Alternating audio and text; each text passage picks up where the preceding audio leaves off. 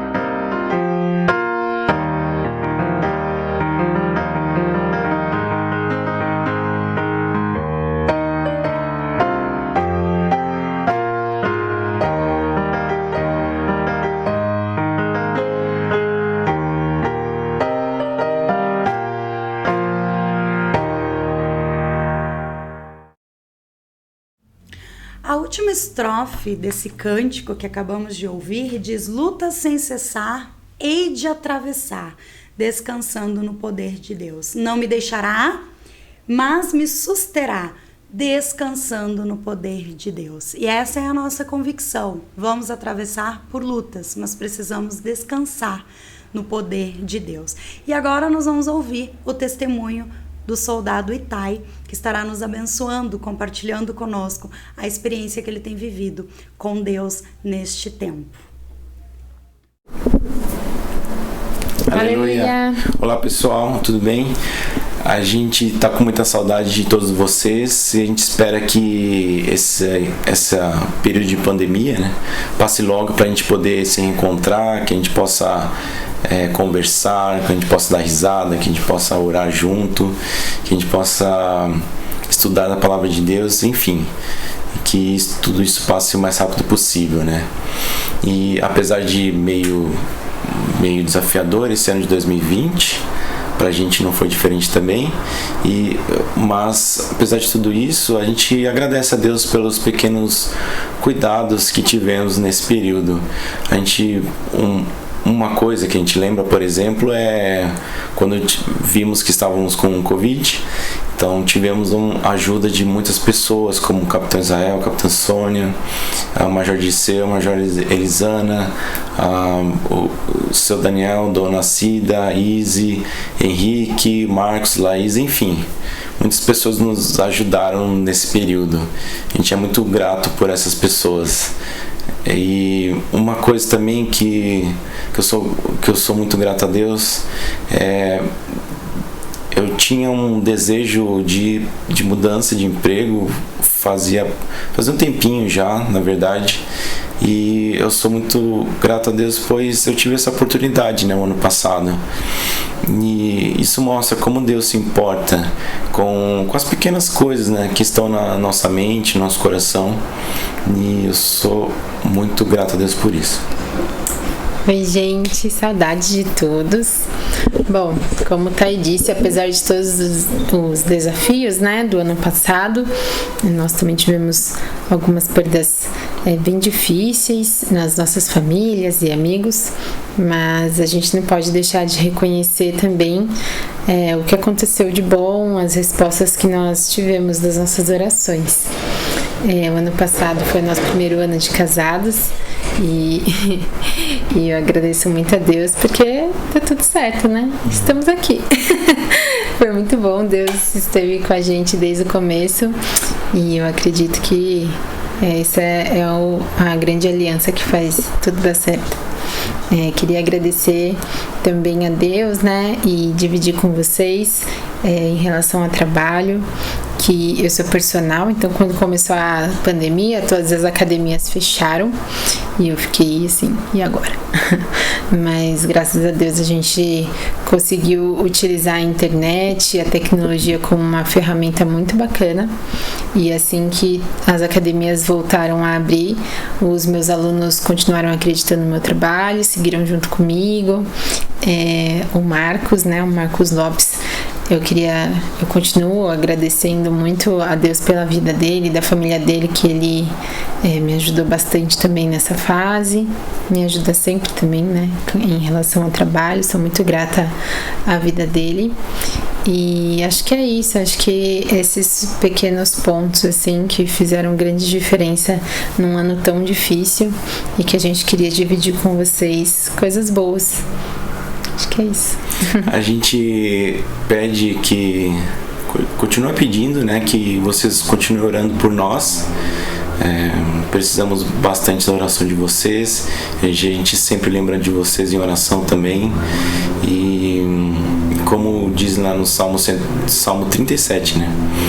Entrega teu caminho ao Senhor, confia nele e o mais ele fará. Que esse é o nosso desejo, que nós todos, que a gente se entregue a Deus dia a dia, que a gente faça esse passo de fé todo dia, porque a gente sabe que o melhor caminho é o dele, o melhor plano é o dele. Então esse é o nosso desejo para todos nós. E é isso aí, gente. Tchau.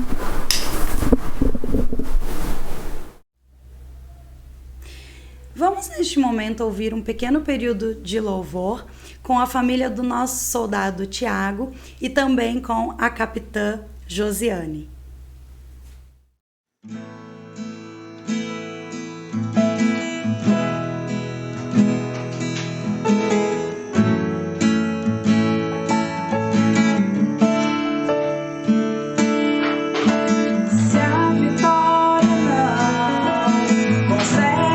Chegar, espera no Senhor e confia,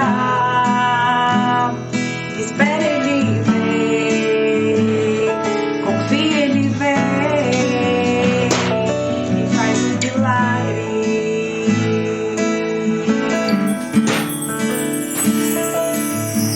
Se é tão impossível, parece que não dá. Espera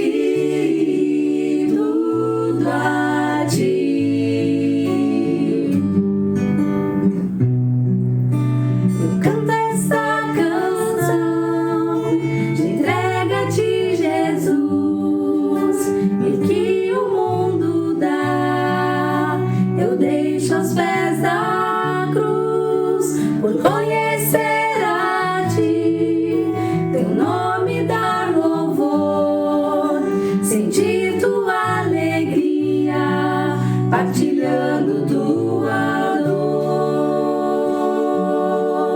E eu entrego tudo a ti, tudo a ti. E eu entrego tudo a ti, tudo a ti. E eu entrego tudo a ti, tudo a ti. E eu entrego tudo a ti, tudo a ti.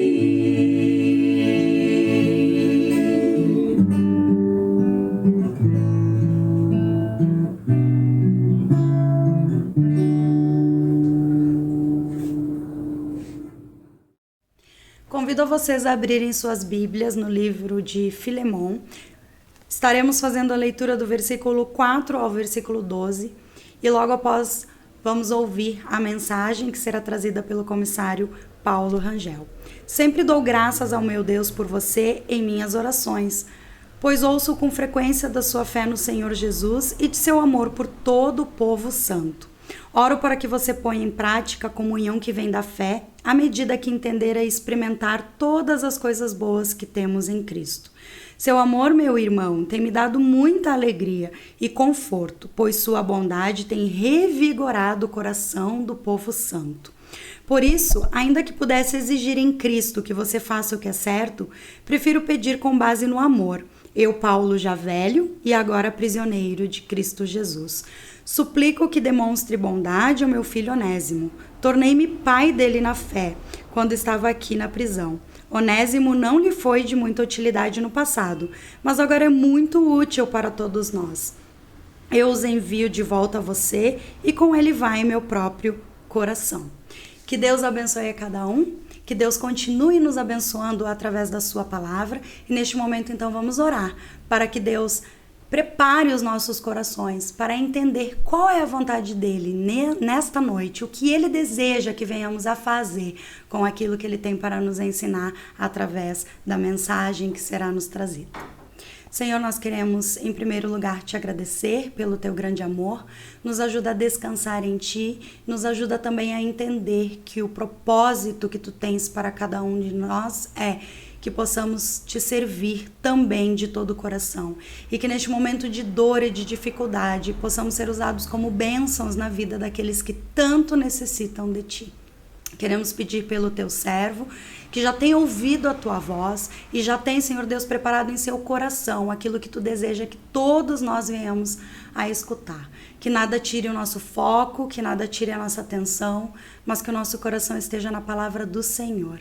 Nós oramos agradecidos por tudo, pedindo que tu faças em nós o teu querer e realize em nós os teus planos e vontade. Esta é a nossa oração, no nome de Jesus. Amém. Que Deus continue a nos abençoar. Aleluia! Para mim é um prazer poder comunicar com vocês nessa oportunidade. Em primeiro lugar, agradeço a Deus por poder, neste momento, falar com vocês e transmitir aquilo que Deus colocou no meu coração para esse momento. Queremos dar boas-vindas aos nossos oficiais dirigentes, Marcelo, Vanessa e o seu filho Mateus. Sejam bem-vindos em nome de Jesus, que Deus possa abençoá-los grandemente, que vocês sintam que são amados, que são bem-vindos realmente para liderar a nossa igreja nesse momento.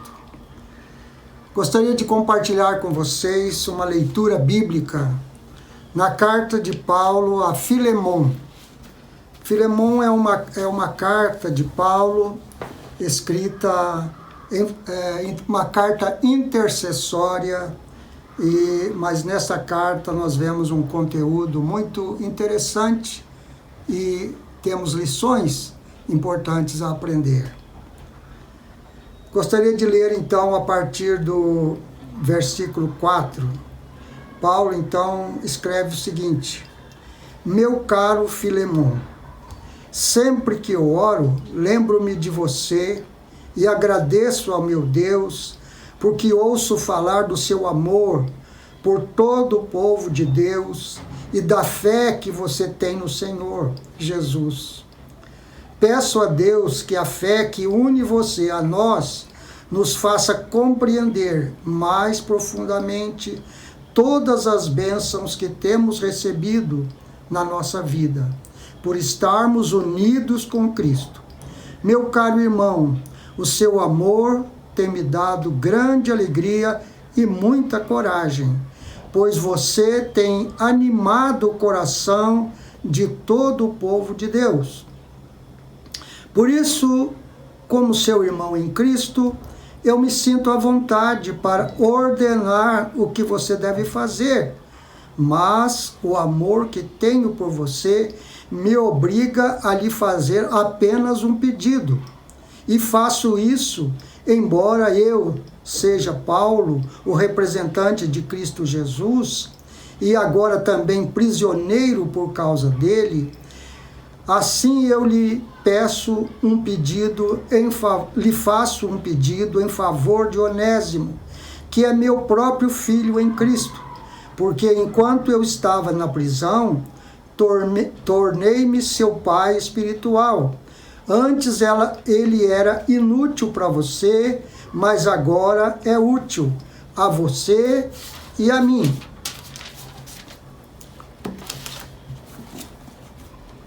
Eu o estou mandando de volta a você, e com ele vai meu coração. Gostaria de conservá-lo aqui comigo, enquanto estou nesta prisão, por causa do Evangelho, para que ele me ajudasse em lugar de você. Porém, não quero que você seja obrigado a me ajudar. Ao contrário, gostaria que fizesse isso de livre e espontânea vontade. Só ficarei com ele se você concordar. Pode ser que Onésimo tenha sido afastado de você por algum tempo, a fim de que você o tenha de volta para sempre. Porque agora ele não é mais um escravo, porém muito mais do que isso. É um querido irmão em Cristo. Ele é de fato muito querido para mim, e para você mais querido ainda, não só como pessoa, mas também como irmão no Senhor. Assim, se você me considera seu companheiro, receba Onésimo de volta, como se estivesse recebendo a mim mesmo. Se ele deu algum prejuízo a você, ou lhe deve alguma coisa, ponha isso na minha conta. Aqui, com a minha própria mão, escrevo isto: eu, Paulo, pagarei. É claro que não preciso fazer você se lembrar que me deve a sua própria vida. Assim, meu irmão, faça este favor para mim, por causa do Senhor, e assim anime o meu coração, como irmão em Cristo. Enquanto escrevo isso, estou certo de que você vai fazer o que peço, e sei mesmo que fará até ainda mais.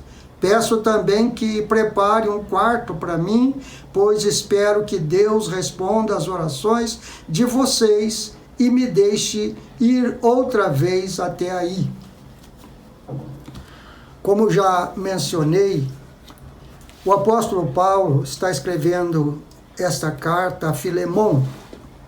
É uma carta, como já disse, intercessória em favor de Onésimo, que havia fugido do seu senhor e inclusive roubado algum dinheiro para empreender uma longa viagem da Ásia até Roma, onde encontrou Paulo e ouviu o Evangelho, a pregação de Paulo, e se converteu, sendo que Filemon era um servo de Deus, um homem amoroso, um homem justo, que servia a igreja de Colossos em sua própria casa, e era um homem de fé, de amor e de consolação.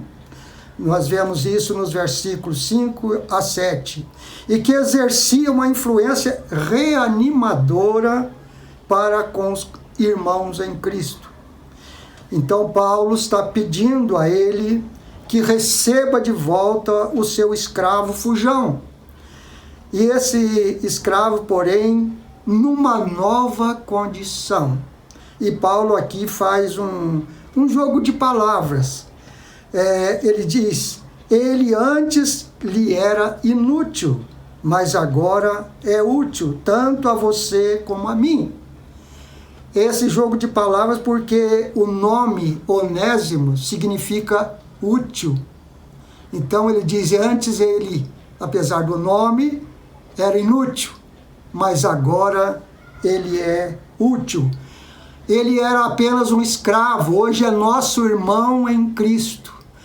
Onésimo experimentou o poder do Evangelho na sua vida, se tornou uma nova criatura e agora ele podia ser recebido como um irmão em Cristo. A sua condição de escravo, na época, era uma situação muito difícil. Na verdade, o mundo de então era um mundo de maioria de escravos. Alguém disse que naquela época havia mais escravos do que homens livres. Em Roma havia cerca de 6 milhões de escravos. Então Onésimo estava na iminência de se unir a essa gente que vivia em condição de miséria. Ele que saiu talvez iludido, pensando que lá fora poderia conquistar algo importante para a sua vida, se deparou com uma situação calamitosa. As considerações dele era que o mundo lá fora era um mundo atrativo. Ele teve uma atitude de filho pródigo, que deixou o seu lar por causa de um sonho, e lá ele viu a diferença. Então Onésimo, ele saiu e por alguma razão ele conheceu os cristãos. E ali, na companhia deles, também conheceu o apóstolo Paulo, que estava, na verdade, preso, mas com alguma liberdade, com alguma regalia, que ele podia se comunicar, escrever cartas, inclusive escreveu outras cartas também. Mas, na verdade, um escravo fujão estava numa posição muito difícil, porque os escravos naquela época não tinham nenhum direito sobre si. E pela mínima ofensa, os escravos poderiam ser açoitados, mutilados, crucificados ou entregues às feras. Portanto, a condição de Onésimo era uma condição muito precária. Mas quando ele conhece o Evangelho, se torna uma nova criatura. Então agora Paulo, apesar de ficar muito satisfeito com ele, com os cuidados que ele transmitiu a Paulo naquela situação, ele agora poderia ser repatriado, porque Paulo confiava muito em Filemon, este homem de Deus, este homem cuja casa era uma igreja. Naquela época os cristãos viviam sob perseguição, mas o Filemon era um homem de Deus, era um homem que amava as pessoas, um homem de fé, um homem que animava os irmãos. E Paulo tinha então confiança de retornar a Onésimo ao seu legítimo dono. Nós vemos então que alguém pode dizer, mas como que um cristão tem escravos? Na verdade, o mundo daquele tempo era um mundo cuja característica era essa, era um mundo de escravos. E aquilo não era uma situação única. Alguém pode pensar, mas será que o Filemon maltratou esse moço, por isso ele quis sair? Eu pergunto, o pai do pródigo, ele maltratou o filho, por isso que ele saiu? Será que ele não tinha amor pelo filho? E nós vemos isso, que ele, quando o pai, vendo seu filho de longe, vai abraçá-lo, e dessa forma. Com certeza Filemon era um homem amoroso e com certeza ele tratava bem Onésimo. Mas Onésimo tinha essa ilusão de que o mundo lá fora poderia ser melhor. A ilusão que nasceu no coração de Adão quando comeu do fruto que Deus proibira. Na ilusão de que ele seria como Deus. Foi isso que Satanás propôs na figura da serpente. Então o ser humano vive de ilusões, mas o Evangelho não é uma ilusão. O Evangelho é uma vida maravilhosa, é uma vida gloriosa, é uma vida de paz com Deus, é uma vida de alegria, é uma vida nova. Se alguém está em Cristo, é nova criatura, eis que tudo se fez novo. Porém, a vida cristã tem propósito. Nós somos salvos, sim, para nossa satisfação, alegria eterna com Deus, mas somos salvos para ser úteis. Por isso trazemos os nossos S's. Salvo para servir. Esse é o propósito da nossa vida aqui. Se fosse apenas ser salvo, Deus poderia nos levar de imediato, mas nós temos que ficar neste mundo porque há um trabalho a fazer. Estamos aqui para servir a Deus e servir as pessoas. O cristianismo liberta escravos e ensina os senhores a amarem e servirem uns aos outros. João diz que se alguém diz que ama a Deus e não ama seu irmão, é mentiroso. A escravidão é uma prática de todos os tempos. Desde que existe a humanidade, esta prática vem lá dos primórdios. Nós sabemos que o povo de Israel foi escravo no Egito. Nós sabemos que José foi escravo de Potifar, né? Nós sabemos que Daniel e seus companheiros foram escravos da Babilônia sob Nabucodonosor. É interessante que até Abraão tinha escravos. Eliezer foi É interessante que o escravo de Abraão, Eliezer, ele era responsável, diz lá em Gênesis 15 e Gênesis 24, que era encarregado de coisas importantíssimas. Diz que o Eliezer, ele era responsável por tudo que Abraão possuía. Esse era o escravo de Abraão. Quando Abraão sentiu que seu filho precisava encontrar uma companheira, ele enviou este homem para ir buscar uma esposa para o seu filho. Este era o tratamento que ele recebeu. Deus, ele não se manifestou obrigando o mundo a abandonar a escravidão.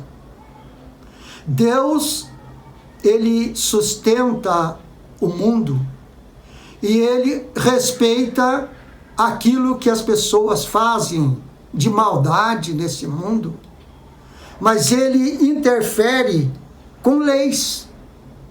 A escravidão no tempo do povo lá de Israel, ela tinha leis. Em Êxodo 21, nós encontramos a situação, como eram tratados os escravos. Naquele tempo, o escravo trabalhava 6 anos e no 7º ele era liberado.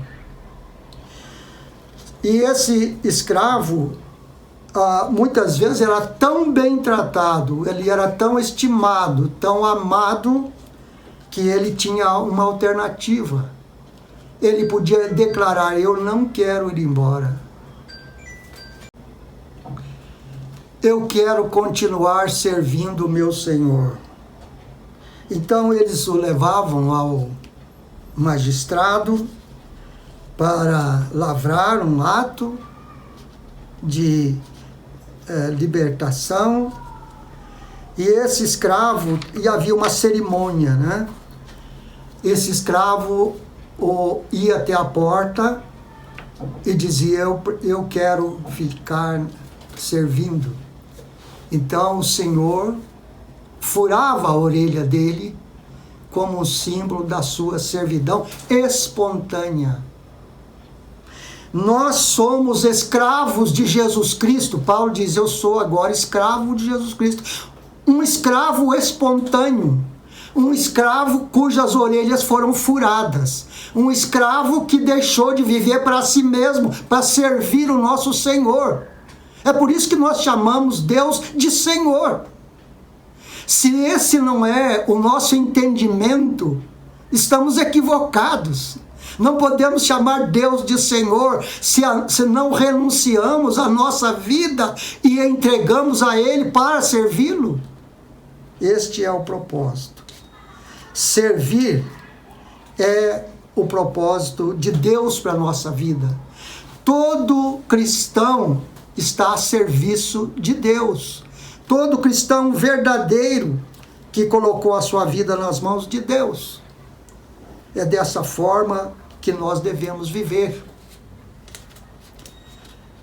Gabriela Mistral, ela tem um poema, um lindo poema, não vou recitá-lo todo, porque não lembro todo, mas porque seria muito longo, mas diz assim: toda a natureza é um serviço. Serve a nuvem, serve o vento, serve a chuva. E ela pergunta: serviste hoje? Estamos aqui para servir. Tudo que existe tem o propósito de servir. Este é o espírito que deve mover os filhos de Deus.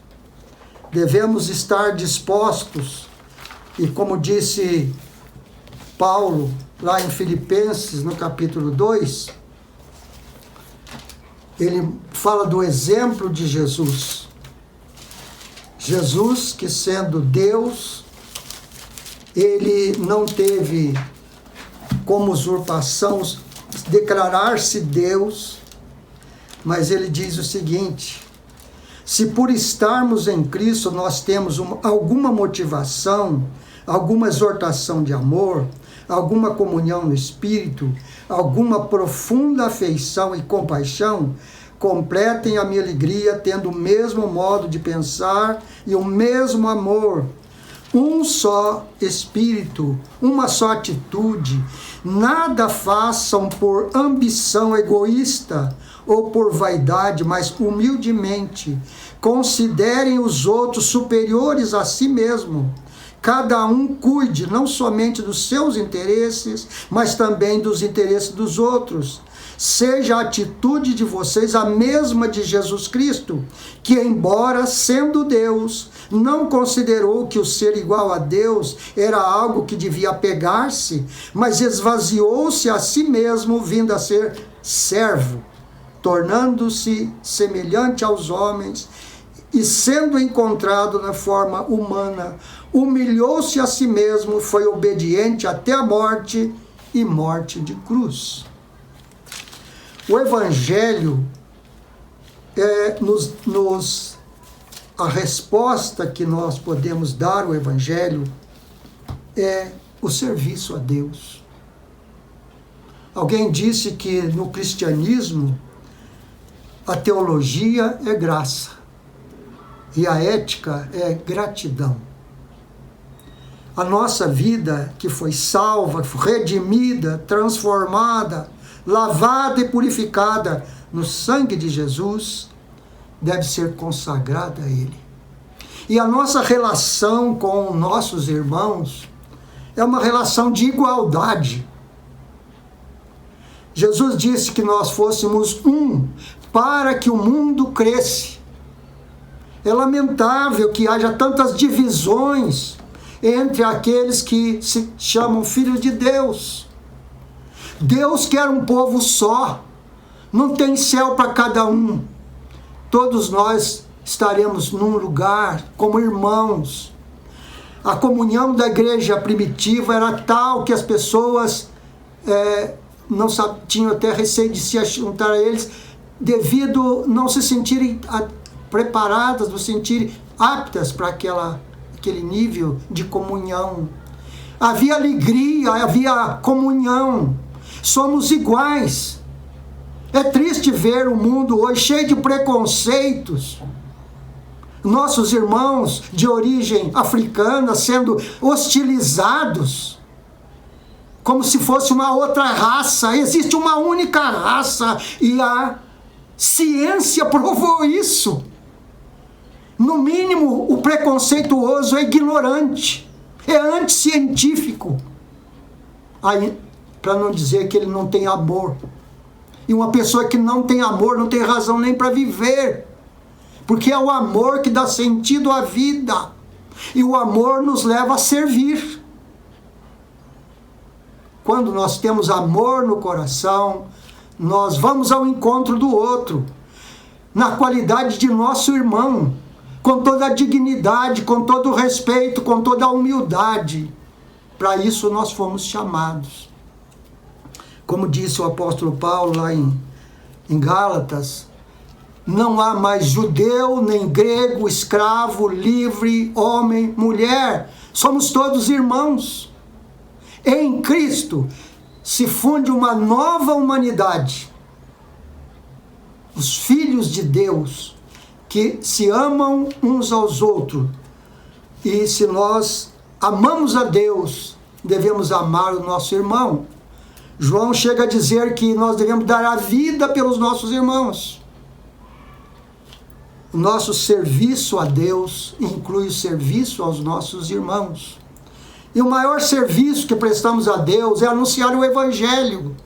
O Evangelho que faz novas criaturas. Deus não reforma a sociedade, Deus reforma o homem. Mudar as leis e impedir a escravidão por leis não funciona. Em quantos países as leis libertaram as pessoas que ficaram abandonadas, que são até hoje vítimas de opressão, de violência, de desigualdade. O Brasil é um país desigual, um país onde os negros são hostilizados, maltratados. Um irmão negro entra num shopping, os guardas ficam olhando, às vezes guardas da mesma cor. Por que que falta? Qual é a solução para o problema? A solução é amor. A solução não é lei. A solução não é obrigação. A solução é amor. E como é que isso pode acontecer? A palavra de Deus nos diz que o amor de Cristo é derramado em nossos corações pelo Espírito Santo. Amar é uma dádiva de Deus. Não é algo que brota da nossa natureza. É algo sobrenatural. É algo maravilhoso. É com base no amor que Paulo pede a Filemão que receba o irmão, como se estivesse recebendo a ele mesmo. Esta é a palavra do Senhor para nós.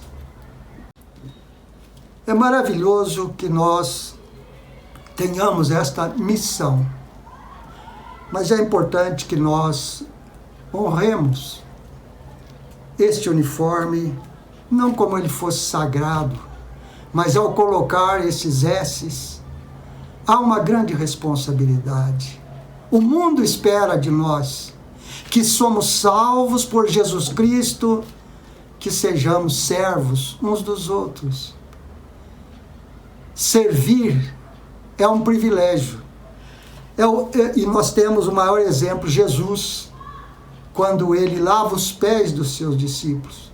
E quando Pedro se recusa a lavar os pés, ele diz: se você não lavar os pés, não tem parte comigo. Nós temos que ter um relacionamento de intimidade, um relacionamento de confiança, um relacionamento de amor humilde, de um amor servidor, no modelo de Cristo. Que Deus abençoe cada um e que todos nós estejam movidos por este amor que integra, esse amor que restaura, esse amor que transforma, esse amor que salva, esse amor que santifica. Que Deus nos abençoe.